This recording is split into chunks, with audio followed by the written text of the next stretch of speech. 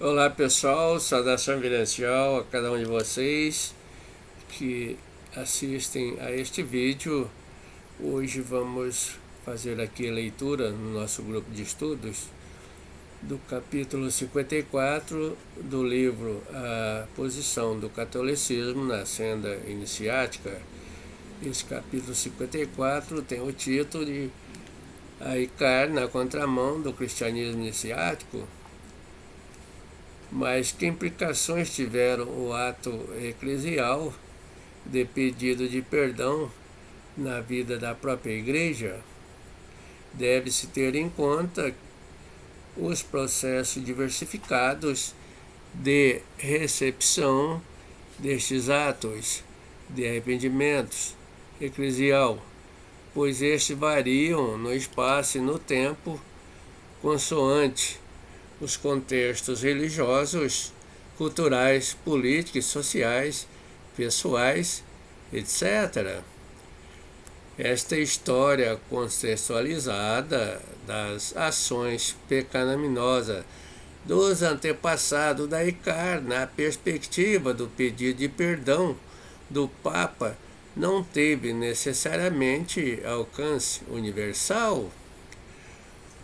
Os pesados pecados dos antepassados da Aicar, condicionados por determinada perspectiva teológica e pastoral, trouxeram ao longo dos tempos consequências de grande peso na difusão do Evangelho. Nesta perspectiva, é oportuno ter em conta que as culpas passadas dos agentes eclesiais remotos, bem como dos atuais, dão um contra-testemunho do Cristo e depreciam a doutrina Jesus-cristiana primigênia. No movimento de difusão da Boa Nova do Cristo, a Aicar andou na contramão. No magistério da Aicar houve muitos eclesiásticos na igreja que não souberam usar a sua autoridade com o devido valor de magistério crístico.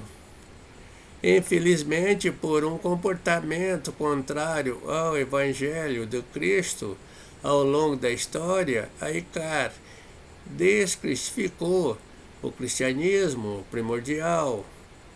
Boa parte de seus agentes eclesiais não conseguiu reproduzir em seu magistério o padrão cristão do Senhor Jesus na qualidade de pastores da igreja. O receptor final de todo pedido de perdão é Deus na trajetória de delitos da Aicar, onde se devia pedir perdão pela tergiversação de sua doutrina e as pessoas que foram vitimadas pelos ofensores. Na realidade, apesar da boa iniciativa de algumas autoridades da Aicar, este perdão fica inviabilizado e a partir do fato que trato do pedido de perdeu a contemporaneidade no tempo entre a prática da ofensa pelos ofensores e os ofendidos. Foge da lógica objetiva, fica sem sentido este processo. Jesus Cristo podia pedir perdão ao Pai pelos pecados de seus filhos pecadores, alinhados à sua doutrina Jesus-cristiana primigênia, pois ele possui o real sacerdócio para tal. O mesmo não pôde se dar com o pedido do Papa, que já não possuía mais autoridade melquisedequiana e representava uma igreja desagregada da real doutrina Jesus-cristiana. Assim, os ofensores que praticaram os delitos da Aicar do passado, já mortos, não puderam estar presentes para a admissão de culpas e para o real e genuíno arrependimento, condições essenciais ao processo de obtenção do perdão. E o Papa não pôde perceber isto, por estar desprovido dos pressupostos iniciáticos. São universais as implicações previsíveis no plano do diálogo e da missão, em consequência de um reconhecimento eclesial de culpas passadas, mas que se pode perder de vista é fato de que quem comandou a ICAR na trajetória da delinquência ao longo da história foram as suas próprias autoridades eclesiais. Para o futuro, a ICAR deve repensar a sua ação para evitar que atos semelhantes de contra-testemunhos do Cristo contribuam para inibir a fé cristã, mas ainda a promova a incredulidade e promova a incredibilidade da sociedade mediante as recorrências dos aspectos negativos do passado. Do mesmo modo, deve-se levar em consideração o fato de que atos de testemunho do Cristo poderão fazer crescer a credibilidade da mensagem da Boa Nova, se nascerem da obediência à verdade e tenderem a dar efetivos frutos de reconciliação entre uma cristandade já bastante confusa nestes fins de tempo. No viés interreligioso, é oportuno salientar como para os crentes em Cristo o reconhecimento das culpas passadas por parte da ICAR serve como uma confissão de culpas de remotos pecados do passado de agentes eclesiais que desobedeceram ao Cristo e foram infiéis ao Evangelho.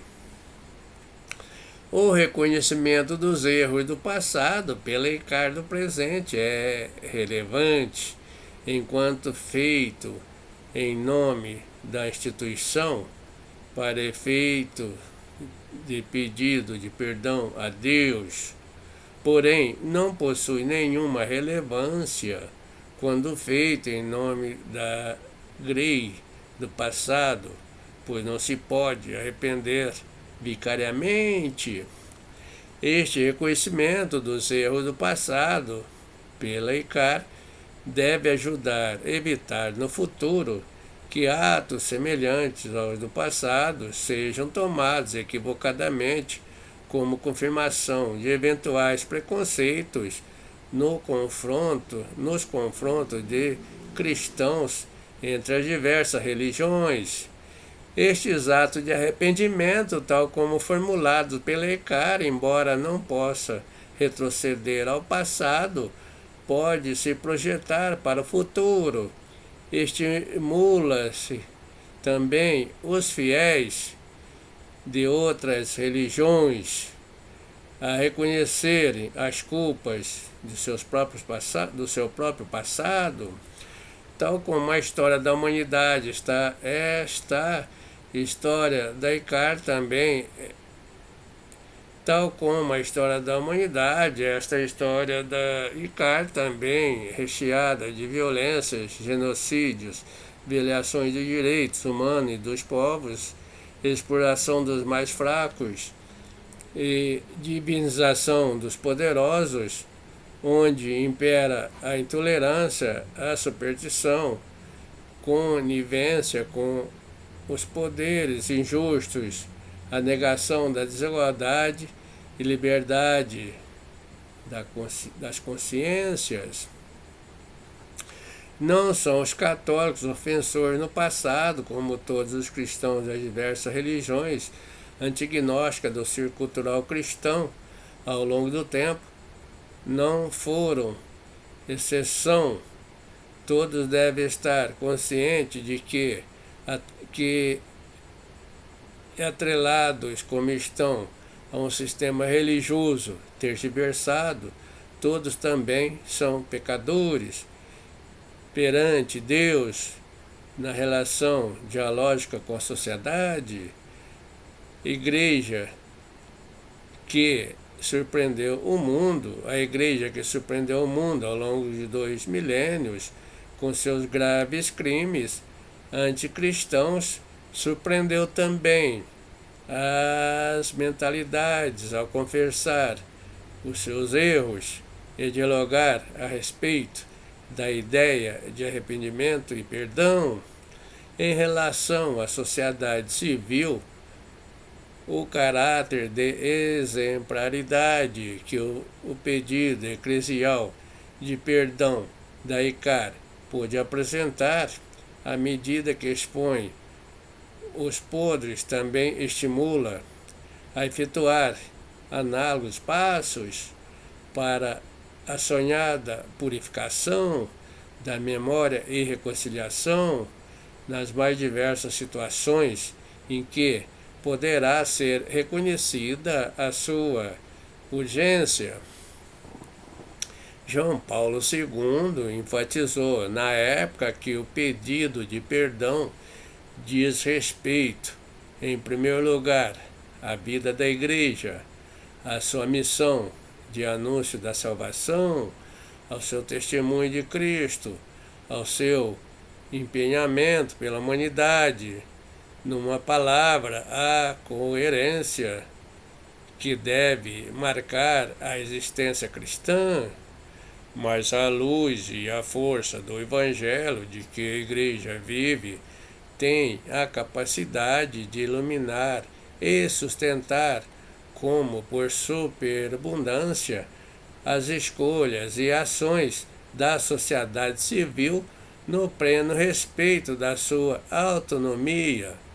No limiar do 3º milênio, é legítimo esperar que os responsáveis políticos e os povos, sobretudo aqueles envolvidos em conflitos dramáticos, alimentados pelo ódio, pela lembrança de feridas frequentemente antigas, se deixem guiar pelo espírito de perdão e reconciliação de que a Igreja dá testemunho e se esforcem por resolver as oposições mediante um diálogo leal e aberto.